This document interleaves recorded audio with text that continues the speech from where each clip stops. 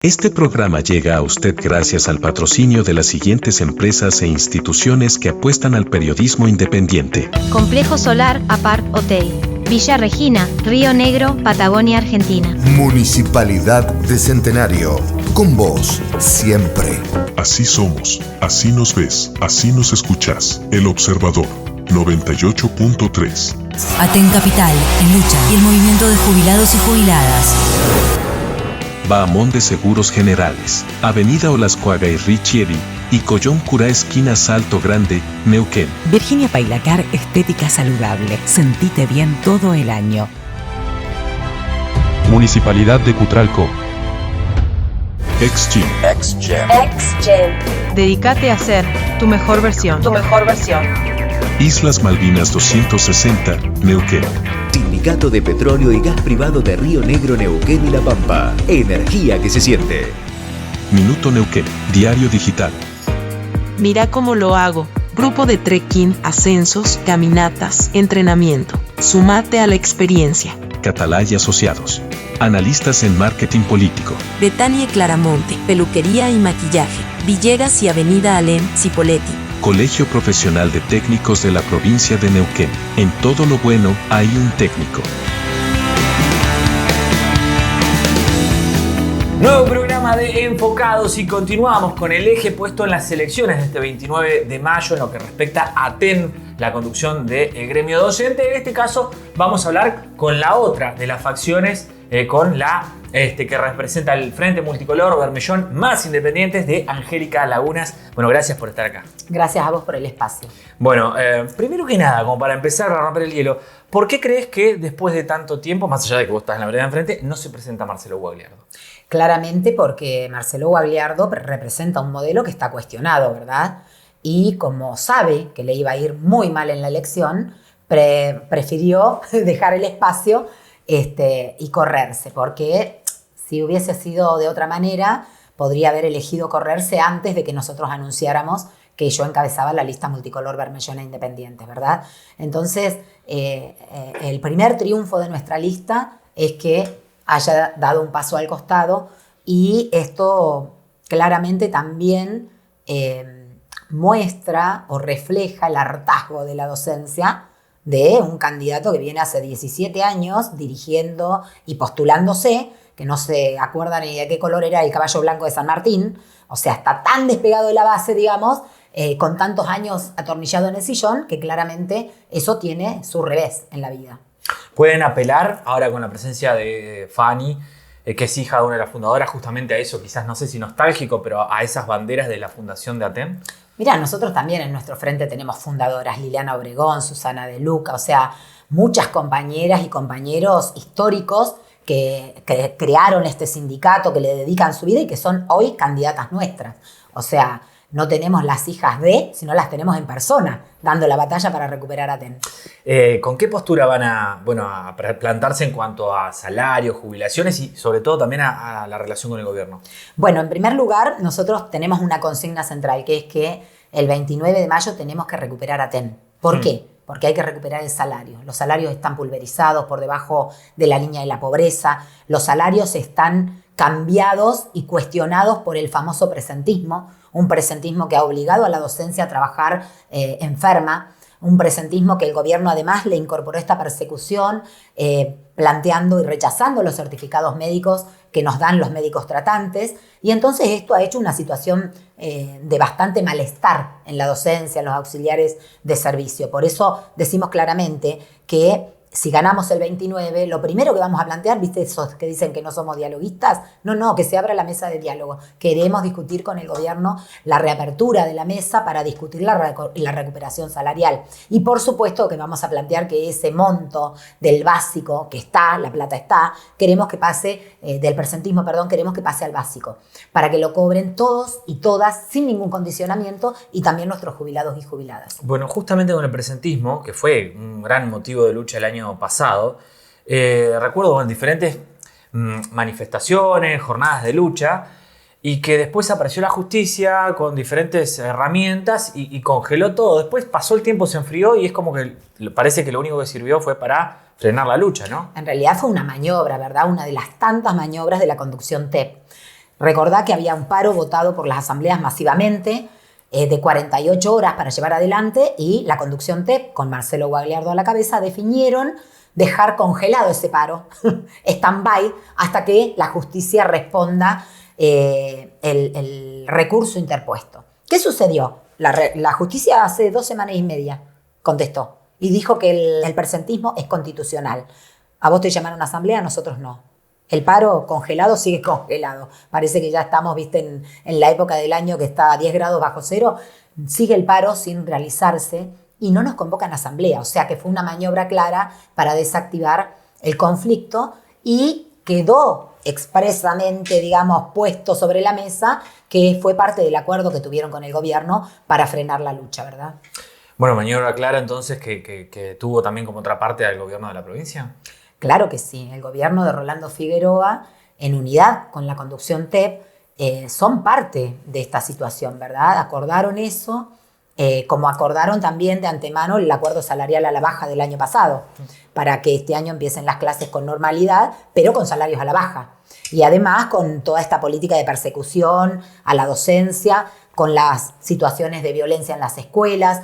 O sea, un gobierno que se apoya y que tiene un acuerdo con la conducción gremial para que pase el ajuste, ¿verdad? Por eso Soledad Martínez no esconde, digamos, y lo dice públicamente, ella está a favor de que en esta elección gane su lista favorita y su candidata favorita, que es la del TEP.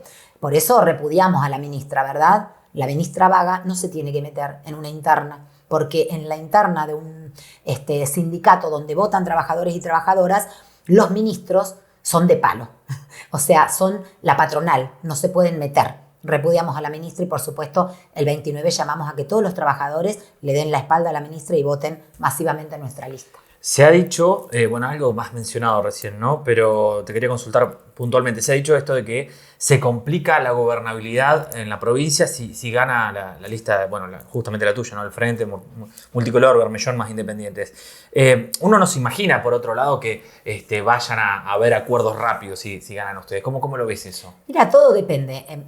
Nuestra línea, digamos, sindical acaba de ganar en ADOSAC, el sindicato docente de Santa Cruz, acaban de ganar el sindicato. Estuvieron 7 días de paro. También el gobierno metió un presentismo en la legislatura. 7 días de paro con una conducción que honesta y claramente le dijo al gobierno: no vamos a aceptar el presentismo. Lo tuvieron que sacar de la legislatura.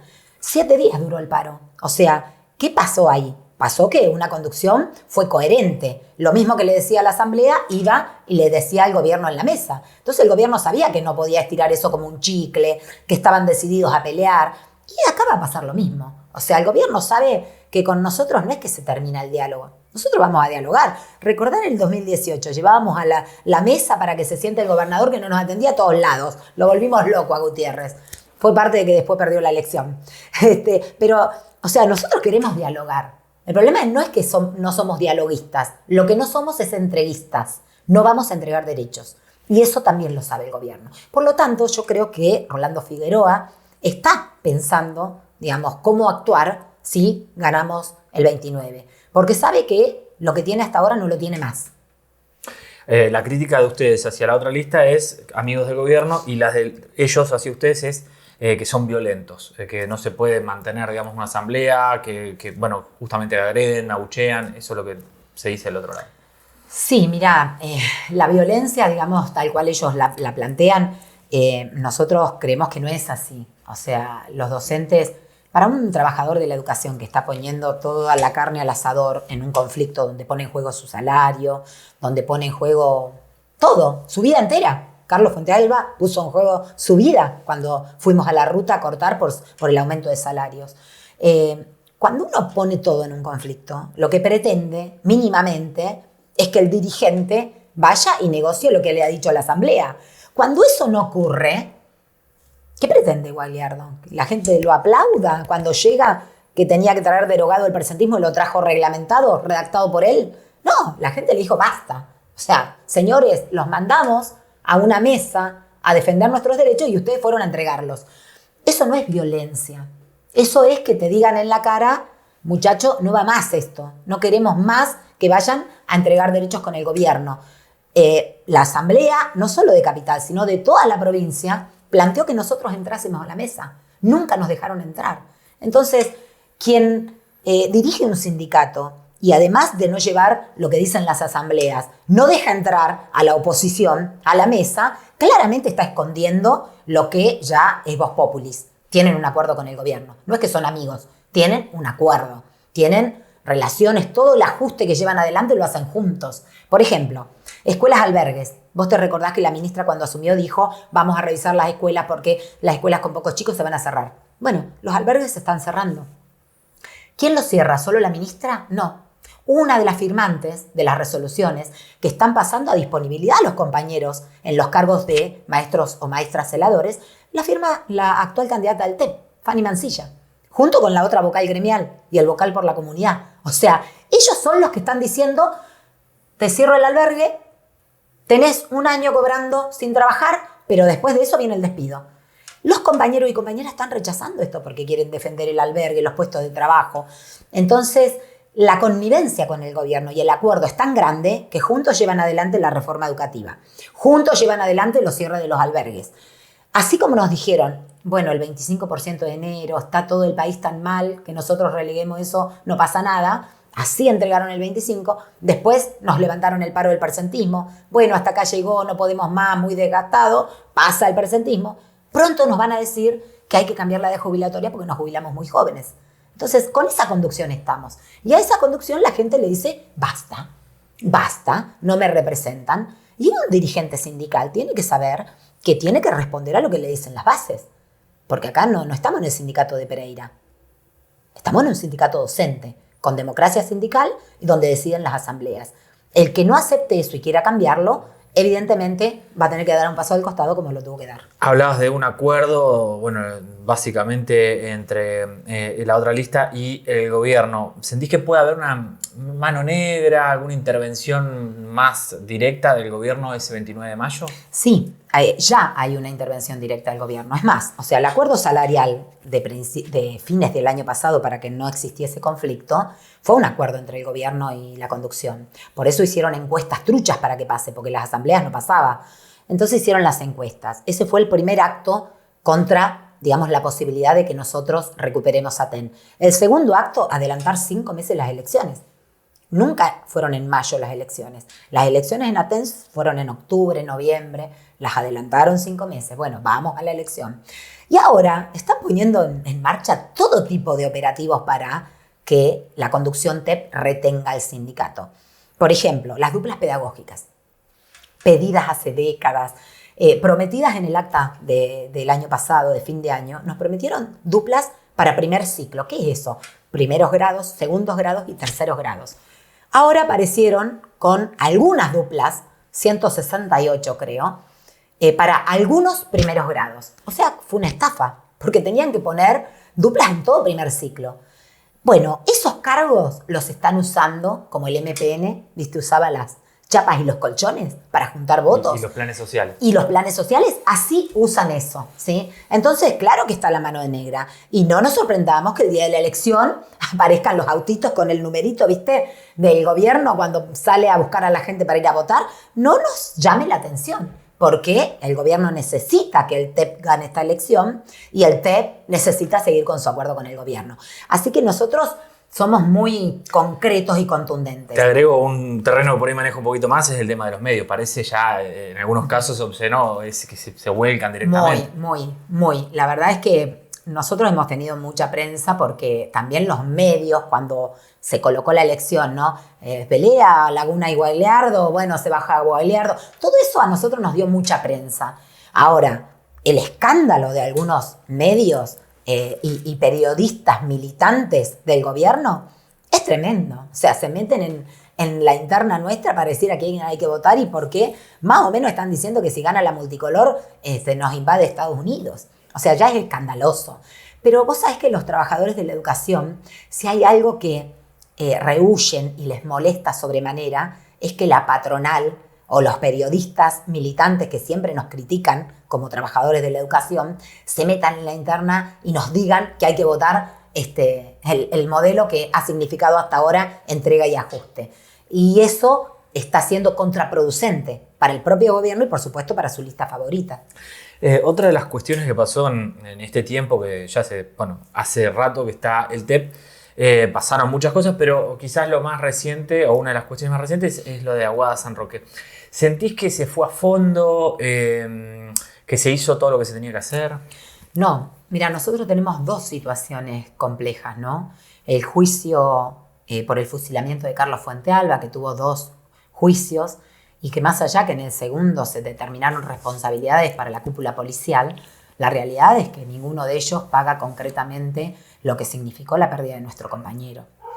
Y Sovich, el principal responsable, sigue vivito y coleando y libre por la vida, aunque nunca más en su vida se pueda candidatear y ganar en algo, ¿verdad?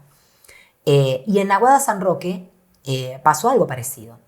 ¿Por qué? Porque las responsables máximas, entre ellas la ministra, que abandonó la vida terrenal sin dar cuentas en la justicia, pero el ex gobernador lo mismo, fueron responsables políticos de la situación.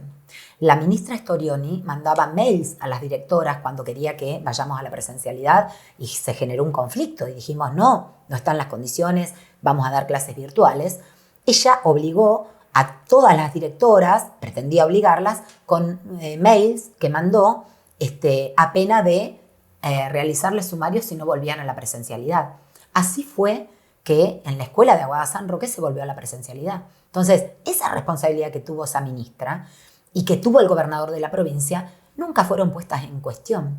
Y las penas que se lograron, digamos, para los responsables que se determinaron en el juicio, también son penas menores. Se perdieron 3 vidas. Mónica era su primer día de trabajo. Su primer día de trabajo. Dejó a sus hijas, dejó todo. Y la pena máxima de la que se hablan es 5 años. ¿Vale eso la vida de una docente que recién inicia?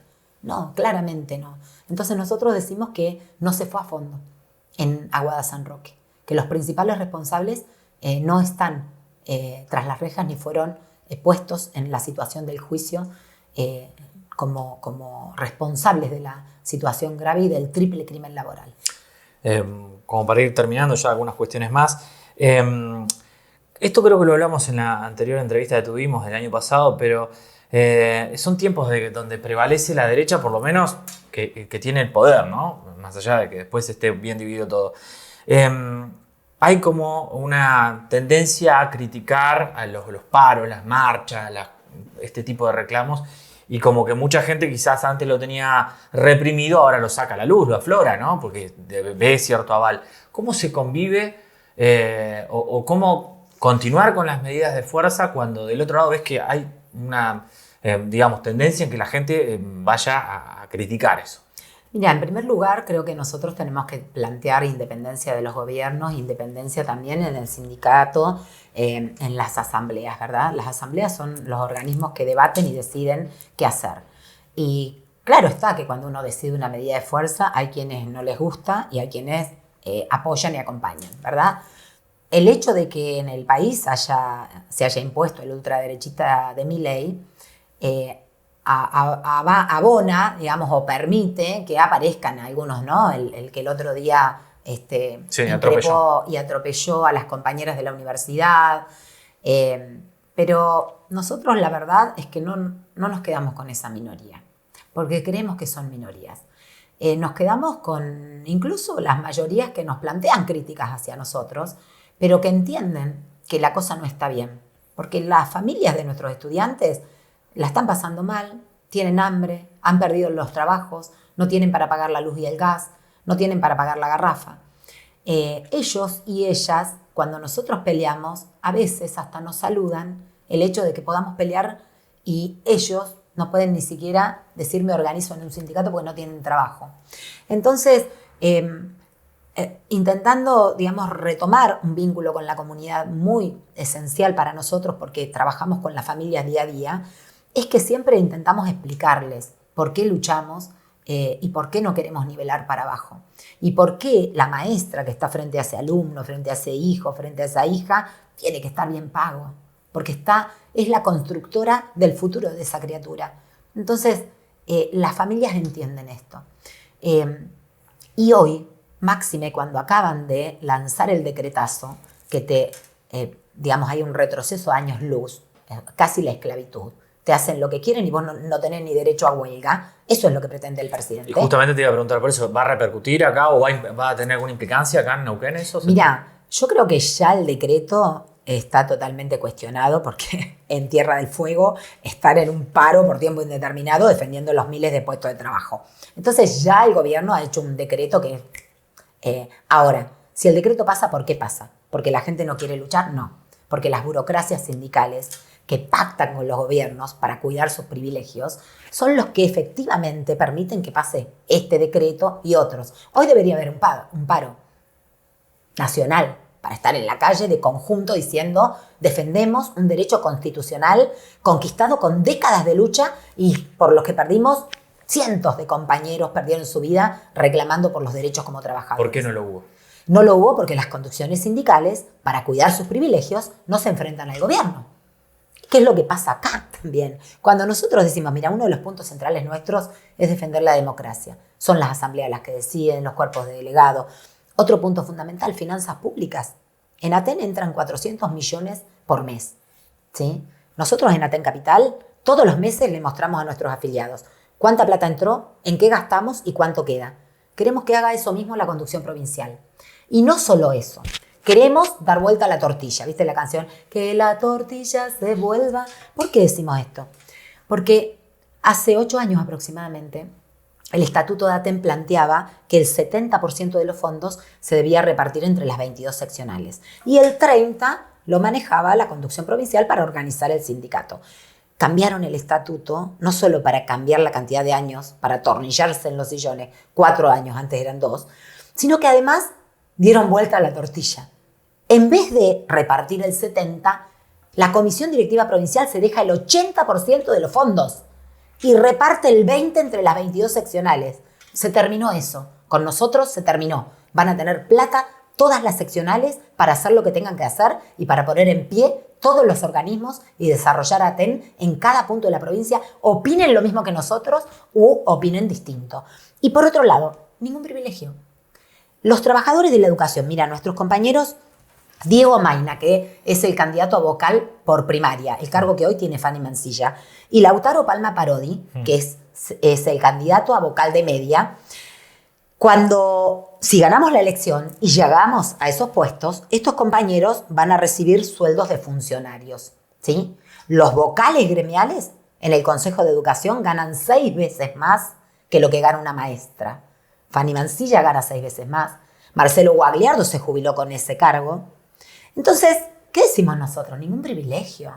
Si yo quiero estar en ese lugar y mis compañeros me eligen para que esté allí defendiendo derechos, no tengo que tener ninguna condición superior a la que tienen mis compañeros. Por lo tanto, tengo que cobrar igual que mi cargo base y el resto depositarlo en una cuenta fondo de huelga. Y así lo van a hacer estos compañeros, porque lo hemos votado y hay que cumplirlo. El que no lo cumpla le pediremos la renuncia.